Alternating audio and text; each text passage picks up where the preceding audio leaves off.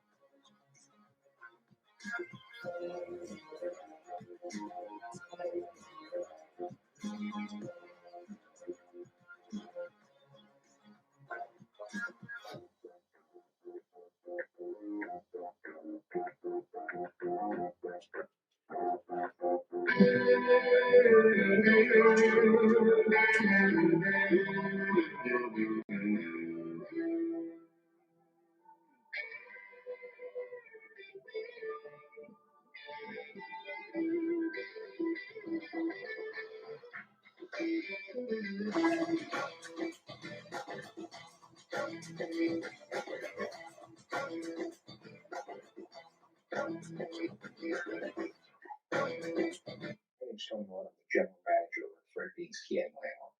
Just wanted to take a minute to talk about Larry Feldman, Career Changers USA. Larry and I have been working together for about the last 12 years now, and anything I've ever needed as far as recruiting, training, Larry's been right there. Larry's got me salespeople, he's got me managers, he's got me technicians, even through the toughest times in the industry, and he is just the kind of guy who's going to tell you exactly what's on his mind. He's going to tell you exactly what he thinks. But Larry also has the expertise to back it up. When he was in the dealership world, he was a top performer, and that's really important to my staff, especially as it pertains to training. A lot of people can come in and teach out a textbook, but Larry has a real world experience dealing with customers, dealing with situations in dealerships that we go through on a daily basis and try to train on. But Larry's been through it, so he can really empathize with the people and tell you what's worked for him and maybe what way not to go. Larry is just always at a 10. I mean, his energy level is always up there. And I think people, they just love that and they feed off of it. He's not faking it. He is genuinely excited to come in and help you. He's excited to come and help grow your business. And he's one of those people who just really enjoys seeing dealers succeed and have a lot of fun at the same time. Life is about connection. Having a support system to lean on. And roads to endless possibility.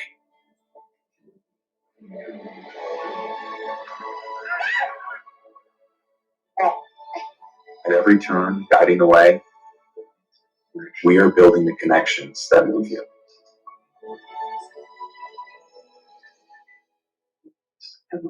So what would your dealership feel like if your entire sales staff was literally on fire, your sales and service staff? They were nonstop all over social media, completely dominating your marketplace. They could do it in 30 days or less, and they continue their education to do it for an entire 6 months or a year. You literally would completely take over the entire marketplace and no one would be able to compete with you. And that's what we can do for you. So when you're walking around your community, whether you're at local restaurants or you're going to the gym, you don't want to be bothered? Fine, you won't be bothered. But a lot of people will walk up to you and say, oh my God, I love your social media. Your staff is amazing. We love what you're doing in the community. We want to come buy a car from you. We want to get an oil change at your dealership. Your community is absolutely going to love you. And it doesn't matter what platform you're on. You could be on TikTok, LinkedIn, Facebook, Instagram, all social media platforms. You will literally be all over the place. And not only will you have ads running, but your own staff is going to be promoting your brand and promoting themselves within the dealership and within the business. So it's like running an ad times 100-fold because your entire staff is participating in the process. I've traveled all over North America. I've trained Toyota. I've trained Nissan. I've been to driving sales. I've been to Women in Auto. I get hired as a speaker for conferences at universities all over the country. And I can help change the trajectory of your dealership right now. Good morning and welcome. And I was trying to come up with some books, but since Larry's one of our sponsors, I thought I'd come up with his book, which is Enter More on Demons. If you're looking for a book that's a light read, it's definitely a really, really interesting book. So that's a book from Larry. This is our disclaimer. We're not responsible for anything that our guests say on the show. That's because we can't control that. So if you have questions, you can definitely read the disclaimer right on our website. So I thought it would be interesting to have a show that was completely different from last week's show, which was about analytics and customers. And I wanted to call it the WTF Automotive Show. So that's what we're doing today. So let's get into it. Also, there's going to be on Wednesday, Engage Shoppers on Video Call for Automotive webinar. You can check out the details in the email. All right. So let me just stop this. Stop share. Here we go. So we're going to start by order of who appeared first. I believe that was Bill. So Bill, tell us a little bit about what you do and who you are, and then answer the first question, which is why you still love the auto industry and what sparked your love of it all. Well, fantastic. Thanks so much, Ian. Pleasure to be here. It's actually an honor. Followed the show for a long time, so it was really great you're reaching out. I really appreciate it. I would say that I help struggling and novice salespeople achieve their maximum potential. That's what I do, and have done this with 8 different manufacturers across North America. I have been an automobile dealer, so that's what earned me the stripes with a Chrysler franchise at an early stage in life, but I've had some magnificent clients, as all of us in this room have worked for indirectly or directly. And let me get to the question, because that's the really fun part. I knew at an early age, before it ever really was a thing, I wanted to be an automobile dealer.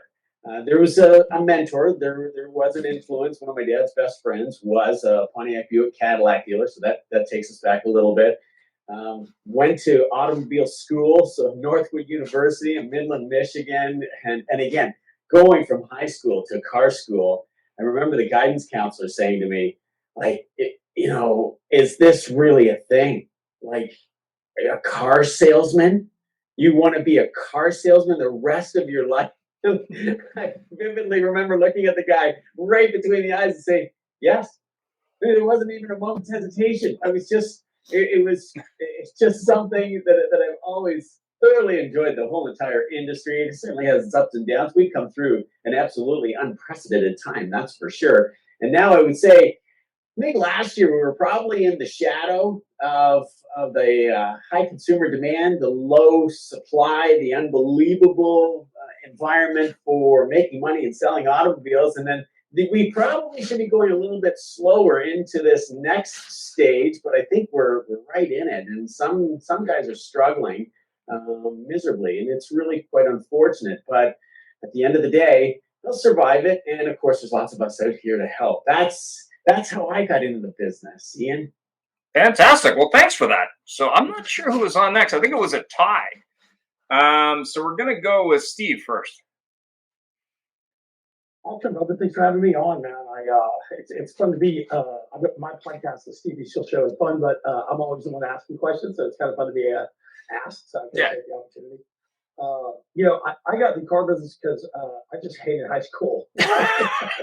So, what do dumb kids do when they get out of high school? They take a roofing job that their mom gets them, the money down the road or whatever. And I spent about a summer and a half roofing, flat tar, like flat rubber roofs, like big projects, Motorola, stuff like that.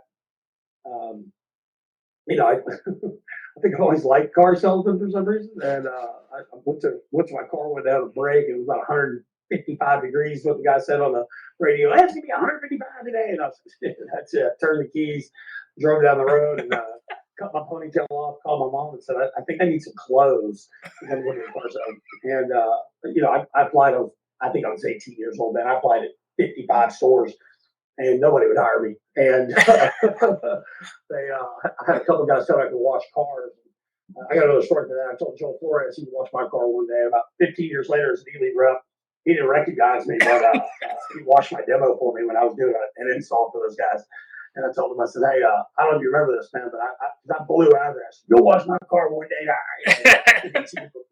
I said, I don't know if you remember this. I said, but about 15 years ago at Apple Dodge, or Apple Toyota, you told me I can wash cars. I went off on you. And he goes, that was you, man? I go, yeah, that was me. I said, I appreciate you washing my demo, brother. Thanks. So I was just too dumb to do anything else, man. And I guess it just worked out for me. So. Fantastic. And we have the other Steve. We have two Steves on the show today. Yeah, thanks for having me. Oh, It's no great worries. to be here. So I own a marketing agency specializing for automotive called Dealer Edition. And there's sort of two fundamental parts to it. One is a bolt-on lead generator for dealers so that they can just see maximum growth just right away. And secondly is really a holistic marketing approach for automotive. So that's from branding to positioning, pricing, marketing, advertising, the whole gamut. And so my angle there was the scenic route. And so it took me a long way to get to the automotive industry. But believe it or not, my very, very first memory in life when I was 2 years old was drawing a pickup truck. And I'll never forget that drawing. I can close my eyes and still do it. And ever since that, my passion for cars has never dwindled. It's just gotten stronger and stronger. And I had one goal as a young person was to be a famous artist. And so I actually achieved that goal. My paintings are internationally recognized, exhibited around the world. And when I would paint in my studio all day, all I would do was watch car videos all day, day in and day out. And having previously worked in an agency space, I decided, you know what, maybe there's something more there. And then I used to drive an NSX every day to the studio after NSX. And I sold it, I put 75,000 kilometers on it, sold it for $35,000 more than I paid for it. And I was like, holy crap, like, this is kind of cool. Like, that's all my work goes that I put into the art. You know, you don't make that kind of return like that and with selling a car. Obviously, there's more to it. But then I had an opportunity to become marketing director for an auto group, a large auto group. And from that, I had the chance to really hone my skills and then really dive full into the automotive marketing agency world that I'm in now. So fantastic. And last but not least, Mr. Larry, I know there's a story about how you got in the business. Well, my story is actually very similar to Bill Harvey's. My dream was to grow up to be a serial killer, but the standards were just way too high, so I went to the car business. The standards were just way Got too that out high. of my system. Bill got into the love your energy, got into the car business by accident, like a lot of people do. Wound up being number 2 in the country for sales for Cadillac. I was so angry that I wasn't number 1. Some guy in Texas, they sold 4 times as many cars as we did. Wound up being a partner when we sold it. I made the mistake of doing somebody a favor, never a good idea. With recruiting and training, they were horrible, so I started Career Changers. And that's it. And it's a pleasure to see all you guys. Fantastic. Thanks, Larry. And I guess I should tell a little bit about my story. I entered the car industry a number of years ago because I loved cars and I wanted to have fun. I worked in a lot of sales jobs over the years and found that a lot of them were pretty freaking dull. I mean, the last sales job I did outside of auto was transportation and logistics. And that was like watching paint dry. Like I just could not. I mean, we used to light up our manager just for kicks. We used to have him quote stuff just to have some laughter in our life because it was just so freaking dull. Like how many cartons of whatever, I mean, it just was ridiculous. So I got in the car business, and ironically, when I went to get a car sales job, the manager says, oh, you don't want to work in the car business. Take a week and think about it. That's what he said to me. He says, yeah, this is not for you. This is not the job this is not the drone you're looking for, which I thought was hilarious. And me being persistent, I came back and goes, okay, now you got to learn every single car we sell. And I'm like, well, I've driven a Honda. It doesn't matter. You got to learn every single car, and then I'm going to ask you questions.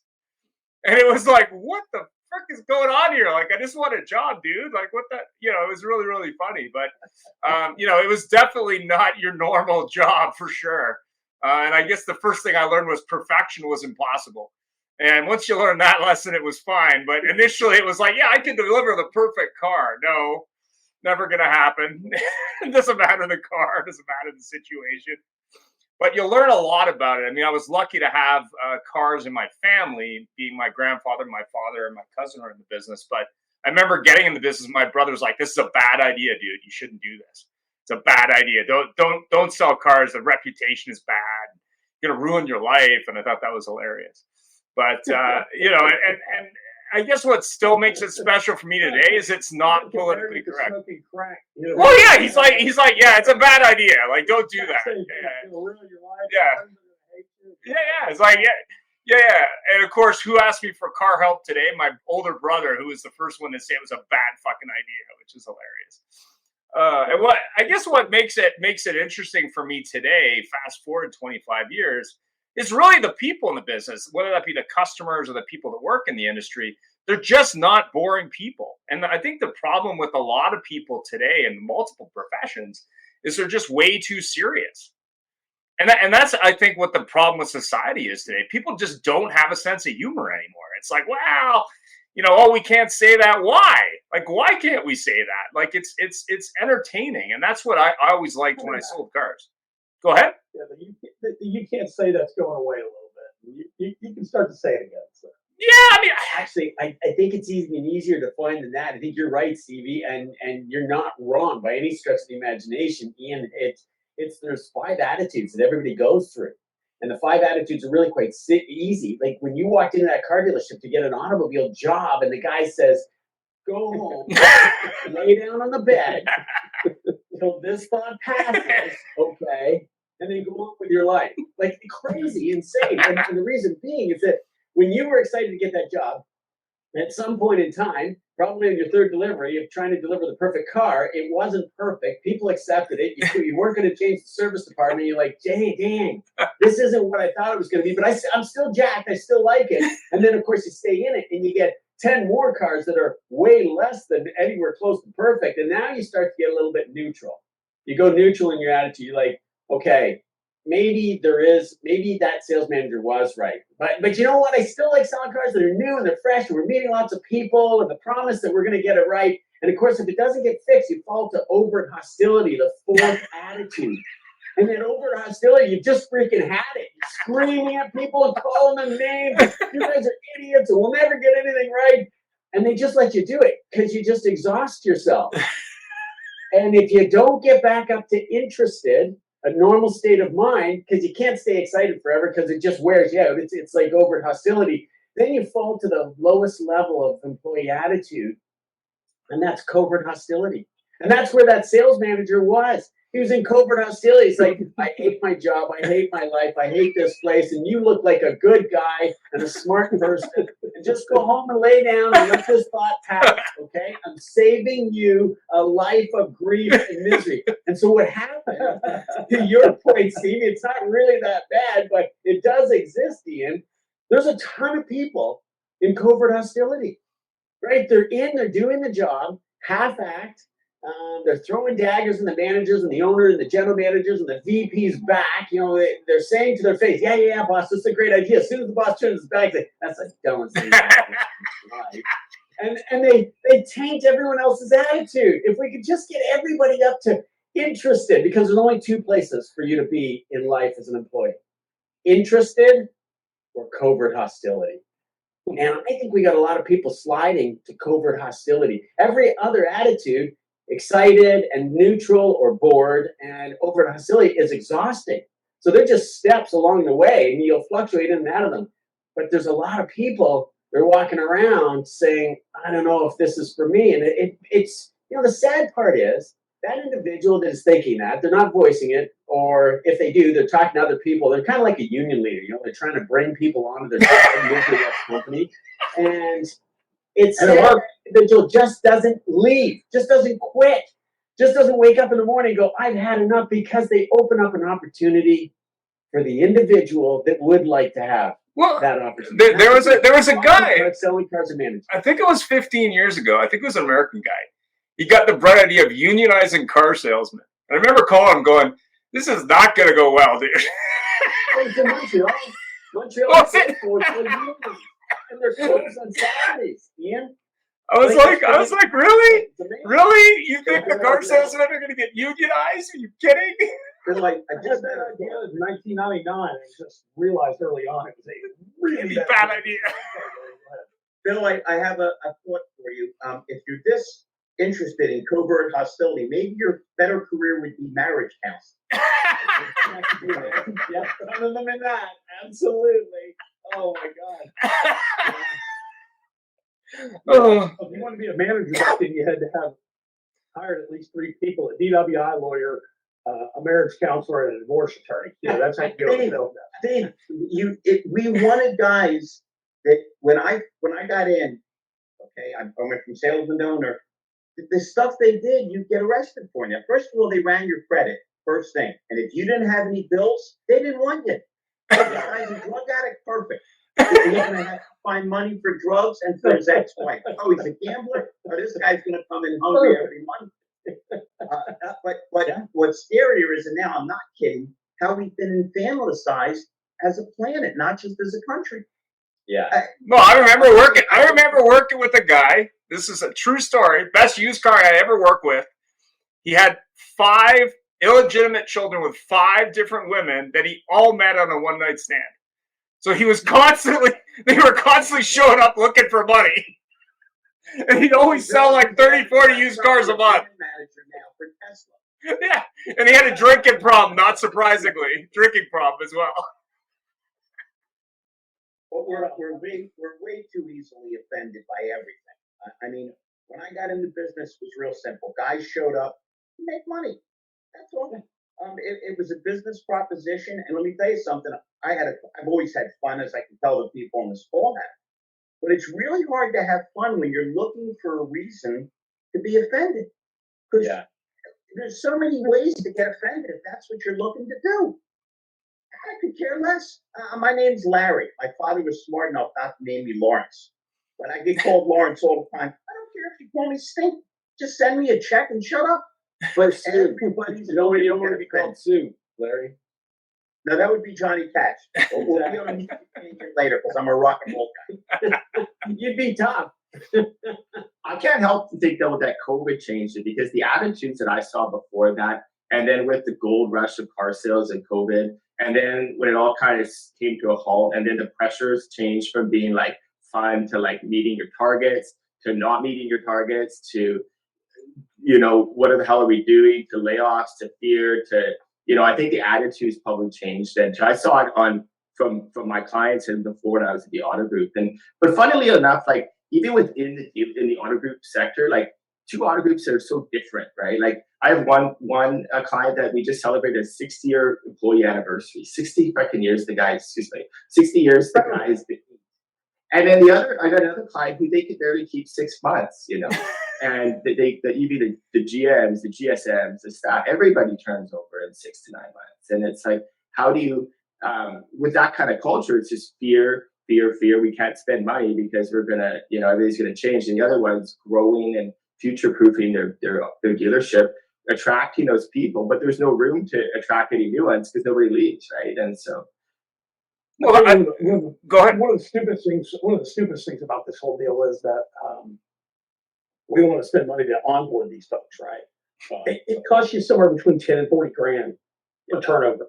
So, I mean, if you put 10 grand into a guy, you're saving yourself 20 grand. I mean, it's not that hard to figure this stuff out. Lots of places do. I gave a talk. I don't know if you know who Joe Webb is. Yep. Joe Webb. Yep. Joe's amazing. Yep. Great guy. Phenomenal guy. Him and Bill. Phenomenal company. They put on the Dealer Knows summer camp every year. So I spoke last year and I spoke this year. I did sales management both times. And I was on my way down. I drove. So I met my soon-to-be wife at summer camp last year. Kept her, moved her to Dallas from Georgia, and here we are. So she had a bunch of stuff in storage. So we took the layer down there. We're going to drive a trailer back, whatever, get stuff out. So we drove there. Stopped at McDonald's. It's an 18-hour drive. Stopped at McDonald's once or twice. Stopped at Chick-fil-A. And the difference between those 2 restaurants, right? Just across the street from each other, right? Doesn't matter what city, doesn't matter where it is, they're across the street from each other. They're hiring from the exact same pool. right? It's the same high schools, it's the same junior college, it's the same whatever.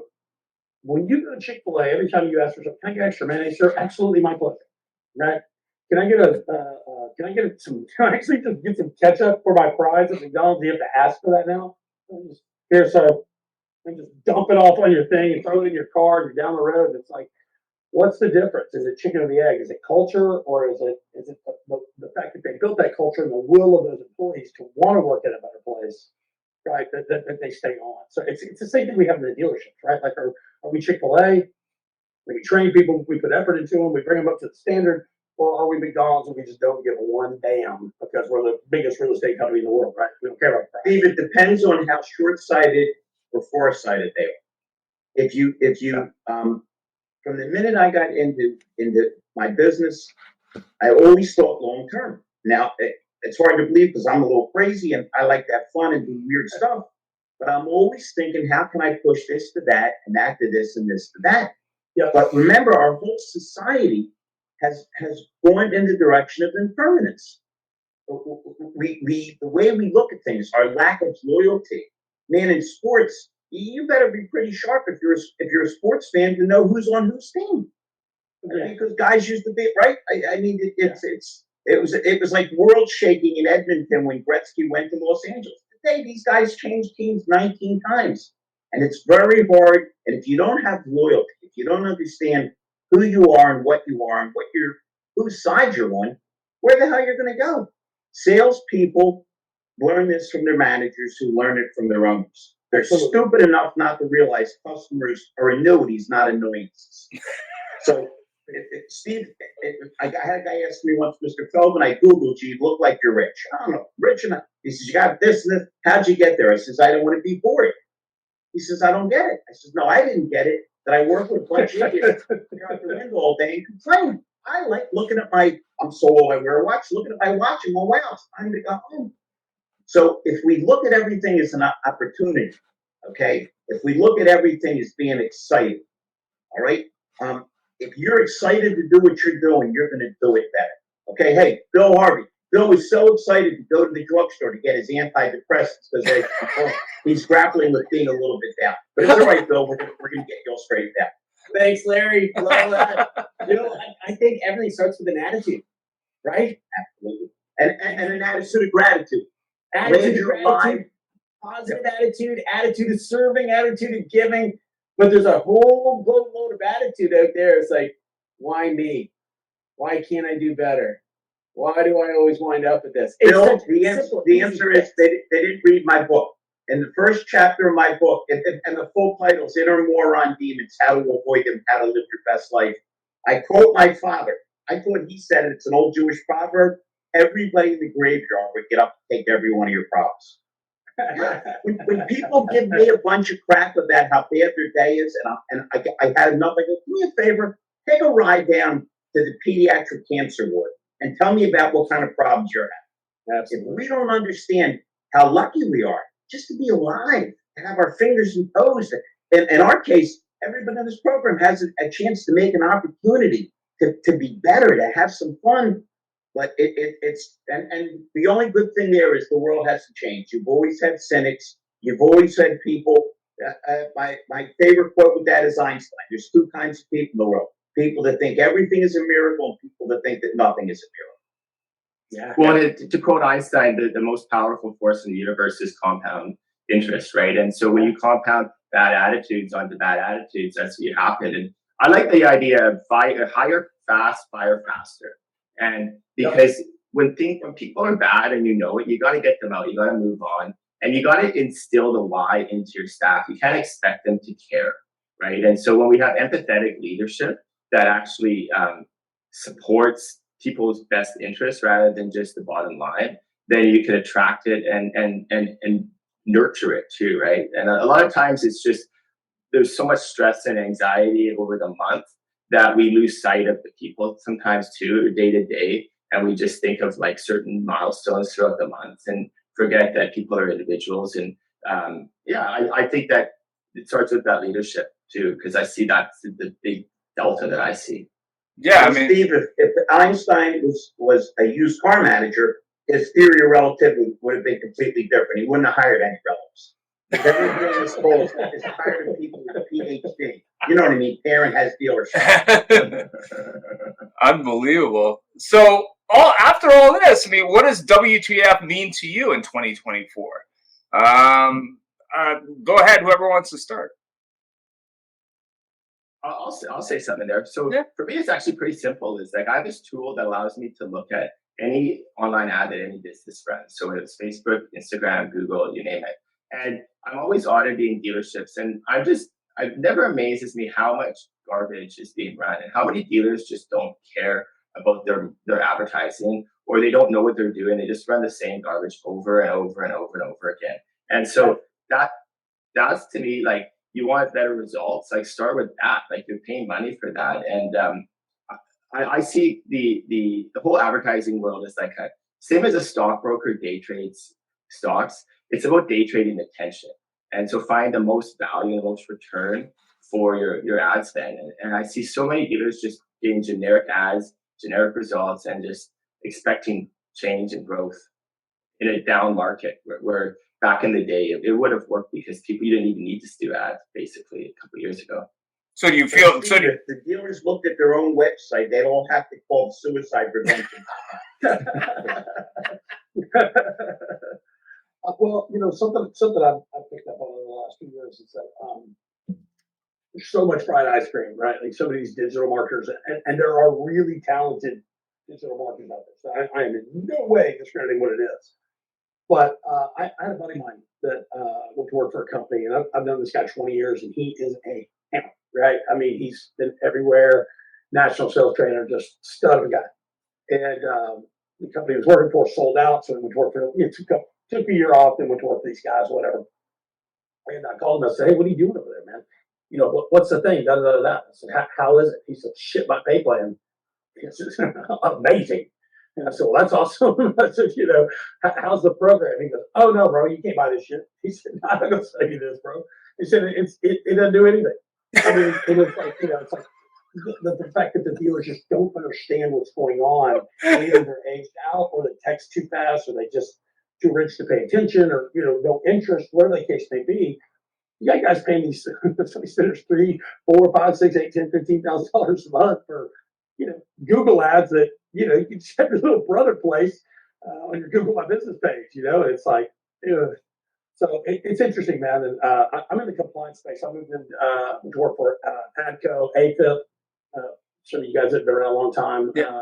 So AFIP's our parent company, but we're a nonprofit. So we formulated two other companies. ADCO is the Association of Dealership Compliance Officers. And so we just pouring into that other side of it over the last few months, man, really just digging my teeth into it. It's just a really interesting space in the business because it's, it's nerding out. It ain't gonna say another car, all that kind of thing, just sell one more car, man, and pay for itself, blah, blah, blah. Like, but we're on that side of data where we look at it and go, hey, look, if you sell your stuff at a fair price, you sell more of it, you retain it longer, less cancellations. Like, you start looking at the real math on it. It's the same stuff that the dealers don't want to hear either, right? They don't. This is an expense. Like, well, maybe, but if you have trained, compliant people in this app, they know the rules, they know the red flags, they know safeguards, they know these things. They stay longer, they cause you less problems. Like, turns out it's just a math problem that you just haven't looked at, So it's really fun to be in this space. I work for an amazing company, so these guys are like truly family. It's amazing. Steve, did you say AFib? Yeah. Oh, because in the States, it's clearly known that if Joe Biden goes into AFib, Secret Service is going to shoot him out the house. He's got a DNR according to Joe Biden. Joe Biden. Did you hear me? I don't know if this is true. I saw this. It's on the internet, right? So it's got to be true. But whatever it means, that Joe Biden babysat the younger Biden kids when they were 15 years old. It's a very strange phenomenon. Shocking to believe that a man with his integrity would date the babysit. Next thing you're going to see, fish are swimming and birds are flying. We just made this a political conversation right off the bat. Well, it is WTF, and you do have Larry Feldman. There you go. And that's why we have disclaimers on the show. Absolutely. So, Bill, what do you think? I mean, obviously there's a lot of change going on. I know that there's sort of the on the political side, there's all this electric car stuff. And I actually just read an article on the weekend that there's so many Teslas unsold on the ground, you can see them from space. But, you know, at the end of the day, I guess the big question is, what's coming next? Like, what's going to be the next twist? What do you think?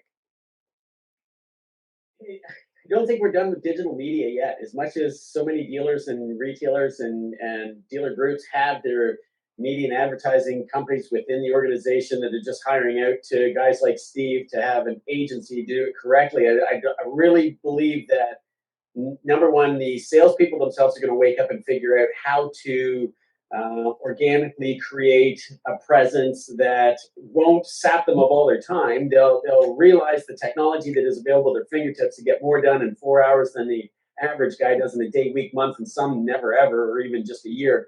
And then the second part of that equation is creating, and Steve Bayless, you can speak probably more eloquently to this than I could, is it's one thing just to put it out there. So Jenna Kuchar did a fantastic job with the moniker, done is better than perfection. But I think we're past that now. So many people are seeing so much, and there's a genuine interest in the digital space, and I'm specifically making reference to TikTok, Instagram, and YouTube, that we want to see better. Done is not just enough anymore. And the better part of the component is going to be a branding version. Now, I don't like going down the branding path because I'm not suggesting for a second, and I don't think anybody can brand them unless they're Ian. You can, Ian, as you have Gil Rubenstein, I think he's done a great job of it. Anthony Robbins, definitely. Certainly, ClickFunnels. Oh, somebody help me here. Alex Ramosi? Who's the ClickFunnels guy? Sorry. Oh, I don't know who the ClickFunnels guy. Russell. I just know the rap song. Yeah. Jeez, I don't think I know it, Steve. Oh, you gotta listen up. No, I can't do that. I don't know what that's about. So I think there's a lot to be done there. We've shifted gears in our little organization from chasing the big corporate clients and the large dealer groups that formed a corporate contract to the individual dealer, and specifically the high performers who are struggling along with, I used to be a 15, 20, 25, 30 car a month guy, and here I am grinding it out and killing myself down in the 12 and the 15 car, and I'm third or fourth on the list. And it's largely because that 90-day wonder has come in and recognized the power of social media. And I like to take the social off of it. It's just media. I see a lot of dealers following the analog media philosophy. Create an ad and throw it out there and just let it run. We're running 2 ads right now, just about to add a third, and that's way down from our average 20. But what we're doing is the same message, just changing the graphics so frequently and monitoring and really seeing what works. And the interesting thing is, this is blowing me away because I didn't do any product training for Dodge, but did a lot of product training for Mercedes-Benz and General Motors. And the image that does the very best was one that I snapped at the Toronto International Auto Show of the electric Dodge Ram truck. And I keep telling my ad guy, like, you better take that off of there because electric isn't really top of mind like it was 2 years ago. And he goes, Bill, here's the stats. It's unbelievable the impressions that we get on that. He said, I take it off. I do what you say. I take it off. I put on one of your other images, or we do a very brief reel. It doesn't do nearly as well as that one static image. And obviously we're getting traction with it. So and we're getting in industry people. So I'm business to business, obviously, as all of us are in the room. And I thought it was business to consumer. I thought consumers were clicking on it. So it's hard to say what is going to work, but I definitely think that the year going forward and into 2025, just the economy alone will stimulate that kind of research and development for all retailers and the salesperson that wants to be top of the leaderboard as well. And it can be very inexpensive to do. That's my 2 cents. Interesting. What about on the compliance side? I mean, you were talking about compliance. I know it's a big thing in the U.S. There's probably fear of lawyers more than anything else. But as I've been doing a project with Ford Direct, there seems to be a lot of concern about data and what dealers are doing with that data. I know it's not a new conversation, but are dealers saying, hey, now I'm suddenly interested, or are they still asleep at the wheel there? I mean, what do you think? I mean, look, as far as data goes, I think everybody's pretty hopped up on goofballs about the safe cars rule, right? Yeah. Now it's been in effect, so everybody's kind of jammed up on that. So we're a reactive business. With I think Larry, we were talking about this just the other day. We have a 30-day disease, right? We have a 30-day disease in this business. So we're reactive. We're not proactive. We don't think about the future. We're not worried about the future. We're worried about today. How many appointments you got? How many phone calls you make? Give me a break, man. Just give me a break. Let's figure out a better way. But either way, as far as all the data stuff goes, it seems like people are pretty secure on that. But where the problems are coming and where the fear is right now is, cars rule, right? What's going to happen with cars rule? And so it looks like, from whatever inside baseball we have, which is very little, but talking with the actual attorneys that review these things and look at these things and kind of diving ourselves into this so that we can be ahead of the game. It looks like most of it's going to go. So, for guys in Florida, good luck. You got to learn how to sell cars. No more $3,900 dock fees and whatever else. But you walk into a dealership in Florida, you got a $150 payment. You ain't picked out a car yet. So. You're ready for it. Hey, Steve, it's a lot of this. Listen, I've been training now. I trained all my guys when I owned my store, but I've been training guys now for 12 years. And I think we all hear so much BS, and so much of what is said in life and certainly in our business is completely counterintuitive to what's really done. Or empower your sales force. No, explain to your sales force that they're running their business within somebody else's with no debt service.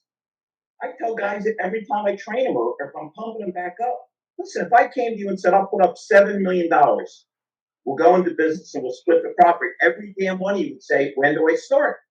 You're in that position. They got the building, the cars. They're not asking you to pay the floor plan. They've got to think of it as their own business.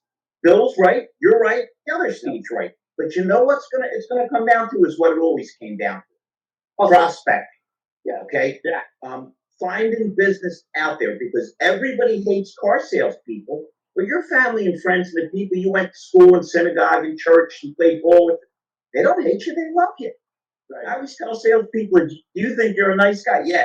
Well, do you realize there's some creeps out there? Yeah. Well, then do you understand that if you don't earn their business, one of these creeps might get them? That means they deserve to have you as their salesperson. You deserve to have them as your customer. Yeah. Try to find that damn mentality. Bill, I got into a store, I'm not bragging, okay, that they signed recourse. In other words, they had a local bank, and as long as a guy or lady lived somewhere 10 years, they didn't care if the credit was 200. They co-signed. Of course, every deal was 10 grand. So guys quit as managers to work as salesmen. The first full month I was there, I was top salesman. After 4 years, they retired. Why? I was out there getting business. They got cocky. Yeah. Okay, they didn't, again, quote my own book, if you want to get rich, act like you're broke. If you want to go broke, act like you're rich. I mean, I still laugh to this day. I tell people, what do car salesmen talk about all day? It's not sex, it's not sports, it's that there's no business. And then a car pulls up and they go, you want to take a guy? He's probably not a buyer, send the will. Yeah, that's 100%. So the mentality is the same mentality it's always been. Guys that are like on this call, that want to make a living, that want to be out there, are going to be out there. And the guys that don't. Okay, the reason I'm wearing my hat, my funny shirt is I just got playing tennis. I rushed home because I don't want to let Ian down, because like everybody on this call, I do what I say I'm going to do, and I like to be counted on. In the meantime, I put 75 LinkedIn invitations out. And I got a couple bucks. Okay, I could retire when I sold my store. But I always act like I'm broke. And if you get salesmen, they can't wait to talk to somebody and can't wait to say, hey, here's what I do, here's how I do it. You can't go wrong. And that won't change. And as far as the social media end, we have let Steve Jobs and his cohorts turn this country and this world into a bunch of subhuman morons. They don't know how to spell. They don't know how to add and subtract. They don't know how to make eye contact. right? You guys all saw the same social media post I did. You know, the mistakes that people make when they go on jobs. They don't turn on the video on a Zoom call. They bring their parents with them. They can't make eye contact. What planet are we on? Salesmen are supposed to ask you. They're supposed to listen more than they talk. They're supposed to show, like, Bill, you've probably done this 1,000 times. I do it every day. I love to say to people, what do you say when somebody says, I only have 10 minutes, got to go watch my son play ball? I love it when they say, I can do it in 10 minutes. Only if you're a hooker at a casino. You're not selling a guy a car in 10 minutes. The answer is, what does your son play? Now you have a conversation about what's important to them. Yeah. So this is the ultimate get back to the basics. In a world, listen, I am singularly the dumbest guy in terms of technical stuff on this call. I'm the dumbest guy on every technical call. My iPhone has a rotary dial. Like, okay, we got John Kostakis on tape saying he worked with Grant Cardone and Damian Boudreaux. He never met anybody that made contact with people the way I. Why? Because I had so much fun with Steve on my lethal sales show. I got a feeling you and me are going to be buddies. I think okay. So if that's your attitude, if you can't wait to talk and get excited and have fun, and you think, I wonder what's going to happen next, it's great. So we just kind of have to relight the flame and take people back to basics, and we'll be okay. You know, the world has to do some kind of changing because we're hanging off a cliff right now, and it's not political. It's just common sense. The direction that everything's heading in is not a good direction. You know, you can't spend more money in my country, in your country. Canada's the biggest debtor nation there is, and we owe trillions of dollars. By the way, Steve, I know you were concerned. A guy stole my wife's credit cards, but I didn't report it. He's spending less than Chase. I'm actually pissed with that. So thank you, right? You're saving me $5,000 a month. I appreciate you. Yeah. Hey, Bill, trust me. Ian never calls me on tech shows, but the WTF call, I was his first call. Yeah, I mean, we do have shows on tech, and it's always interesting because sometimes technical people are dry. That's not always the case.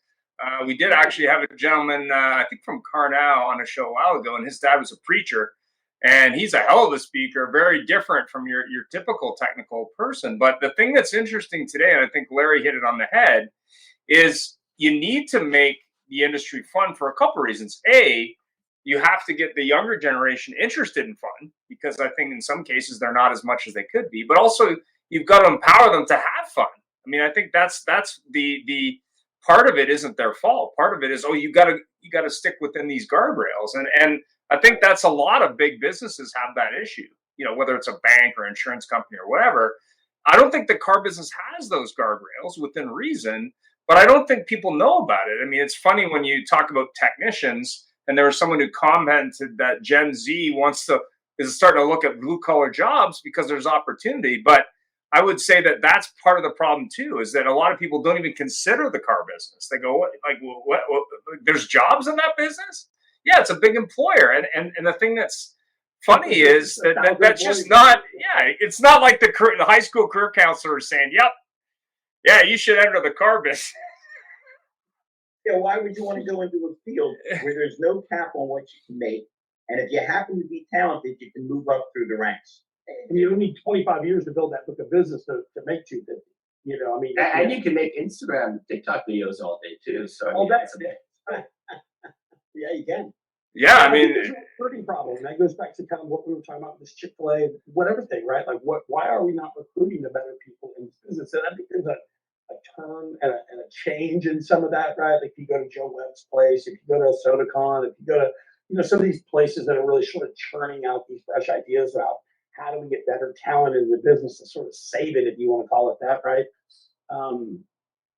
Because I feel like if we don't do something different, life as we know it's going to sort of disappear. And I'm sure y'all. Hey, Ian, he's the third guy that mentioned Chick-fil-A. Maybe next show we should order some pizzas or something. These guys are bringing a whole new meaning to being hungry. Hey, listen, I'm going to open a food truck and put it next to every single Chick-fil-A, and I'm going to just name it Side Chick. All I'm going to sell is chicken biscuits. That's it.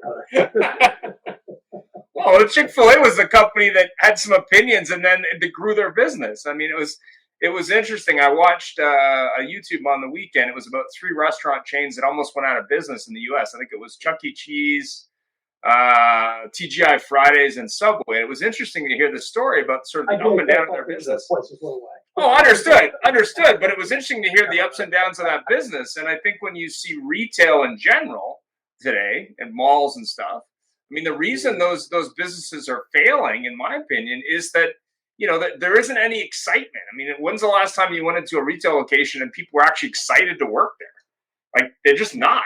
And I think that's a risk in the car business. We've got to really get passionate people who want to help people, right? And the reason the restaurant business is so topical is the restaurant business needs the same thing. You need someone who actually wants to be of service and wants to make it fun.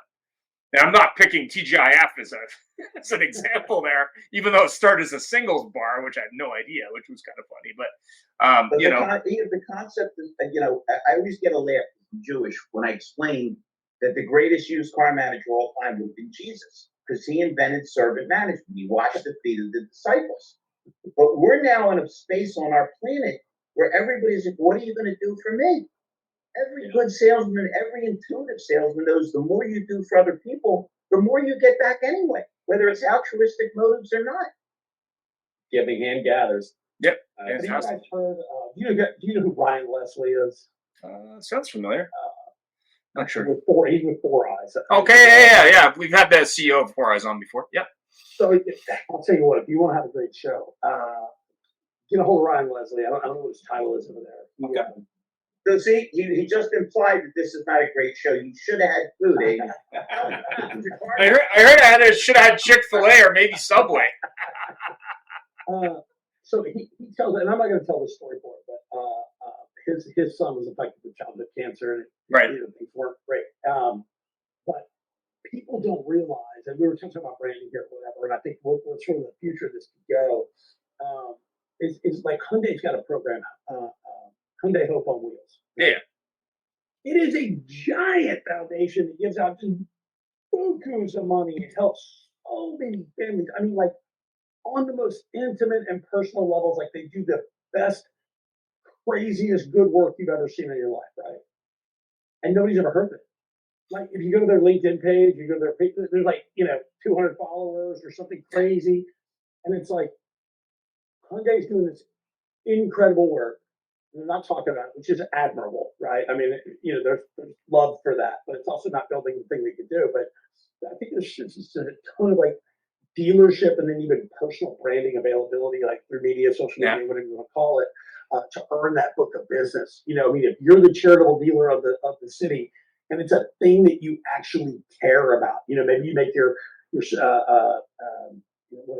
conference room available for small nonprofits to meet at on Sundays, or new churches or Boy Scout troops or like whatever, you start branding that over time. I've been talking to dealers about this forever, even if it was a 5-year play, right? Yeah. I mean, your grandfather owned the store, your father owned the store, you own the store, your son's going to own the store, whatever. I mean, you got 5 years to play a game, right? I mean, you got 5 years to do it. And you start turning these things out, and all of a sudden, like, maybe people don't hate you. And maybe that advertising doesn't have to be, I'm the cheapest in town. Like, matter of fact, I'm one of the more expensive ones in town because we provide and there's a goodness to that, And by the way, we'll still give you a car deal, whatever. So yeah, I think that's really could be the future of how these things could shift. If you get a hold of Ryan Leslie, man, I've looked him up. He'll tell you the story online. Bro, 400 grown men just crying at lunch. So, I mean, it's the most amazing story you've ever heard in my life. So, I was at Cadillac Hyundai deal, and I went down to University of Pennsylvania. It was when they had the Santa Fe with all the kids. You're right. It's so emotionally affecting because we get so caught up in our day-to-day world of grinding it out. We don't realize the effect we can have on people. A smile, a kind word, just thinking about somebody else other than ourselves. But again, that flows from the top down. Bill, you're new. I've met you before, so I tell the story all the time. Forgive me, but it's just apropos. I got scarred for life in a good way. It was my first week on the job. The GM was leaving the store, and the operator said, "Boss, you have a call." He said, "Tell him I left." And I thought he's a moron. If it's somebody that wants to buy a 2 cars, go buy them somewhere else. If it's somebody with a small problem and you solve it, they love you. Meantime, it simmers overnight. Now they want to kill you. None of this is complicated. Yeah, I mean, So you look at a brand like Subaru; they do that giving thing every year. I mean, glove or whatever, Right. but it's not a big thing, but it's nice, interesting, right? Yeah. Right. But you just have to piggyback on it. That's the beauty of it. It's already invented. Just like Larry said, here's $7 million. Partner with me on this business opportunity. I'll provide the phone, the office, the administrative staff. I'll look after the taxes and make sure that the tax department gets paid. I'll get the car all cleaned up for you. All you need to do is sell it and piggyback on the charity that has already been created. The one thing that I believe a lot of individuals don't act on is that they just don't know what to do. And yet there's so many of these opportunities on a silver platter. I don't think we have to expect them to do them all. Just pick up the one, and that charity hits a home run. But then it could be the Corvette Rally, and it could be the Jeep Jamboree, and that's where the fun comes in. We put too much emphasis on is let's have fun. Let's just go. Well, since it's the WTF show, Ian, is it okay if I tell my preacher story? Yeah, go ahead. yeah, go ahead. I'm selling Cadillacs. I know you didn't have good credit. I know that. I was Trent, New Jersey, who lost the 700 stores. She was 4, he was 3, and we used to glue them together. They were a little looser back then. This preacher comes in. He's wearing a white hat, a white 3-piece suit, white socks, white shoes. He's got a walking cane, and he's got his entourage. And I guess his mission was to torture the car salespeople. So I come in and I said, "Hi, Standard. Welcome to Colonial Cadillac. I'm Larry Feldman." I started to hand him a card and I asked your name, and he puts a hand out and goes, "I don't want to necessarily shake hands with a car salesman. You have unsavory reputations." Well, he was screwing around with the wrong Jew. I said, "That's interesting, Reverend, because I believe Jesus said you have to take the plank out of your eye before you take the speck out of your neighbor's eye. Judge not, lest you be judged." Now his whole entourage are high-fiving. It's the Bible, right? Let me tell you how hard I hit him. I think he's still paying back for that car, and I sold the dealership 12 years ago. I wound up preaching in his church, okay? I stood up. I guess he wanted me to say nonsense. Instead, I said, "Who's tired of getting ripped off by white car salespeople?" Every hand went up. They were jumping. I said, "Wait a minute. That's because they lied to you. I'm going to make a couple bucks, but I'm going to take care of you. Isn't that right, Brad?" What else could he say? But yeah, I had fun. I was straightforward and I had fun. If you're not going to have fun, listen, Steve, both Steves, you go home, I'm assuming you're married, whatever, and you had a rotten day, and your wife says, "What's wrong?" You say the same thing I say. No. How do they know there's something wrong? Is there a neon sign over your head, Steve? No, it's all over your face. Don't you think customers see when we're not happy and we're not excited? Of course. This all comes back to being lights, camera, action all the time. Well, Larry, you made a really good point there about that story, because you were being relatable. I think that's the big thing. You humanized yourself and you're being relatable. And sometimes it's just about turning the camera and the light on to those parts of us that make us human, and adding value to the person rather than trying to sell, right? And so you should be adding value, and then getting the sale, right? Not just buy. And so it's taking a different approach with your content and also really starting to build out those pillars. So like community engagement could be a pillar. It doesn't have to be the only thing, but then you can build on that. People can get to know you, know the good, and it's you're doing it anyway. So why not like get the equity out of that too? And then to the point about having staff build their own brand, I think that's the future of automotive sales, because those ones are going to continue to get bigger returns on that investment. And what dealerships are doing totally wrong, though, is that they're letting these guys do it on their own, and they're quite often they're funding themselves, and then they leave and they just go from place to place. Whereas what we used to do is I would build them for the person, and we would fund them, and they would get that incentive.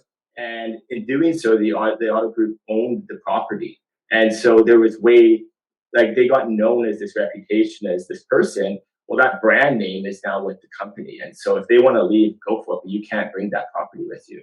And by doing that, you're investing in your staff too. And everybody around them sees that success, and they want a piece of that. And what happens is like moth to a flame, right? They all start to get on board. And that seems to be the trick. And we're out of time, but thanks everybody. It was a great show. And obviously have yourself a great week. Thank you guys. It was great. Thanks. Thanks for the chat, guys. Yep. Thanks.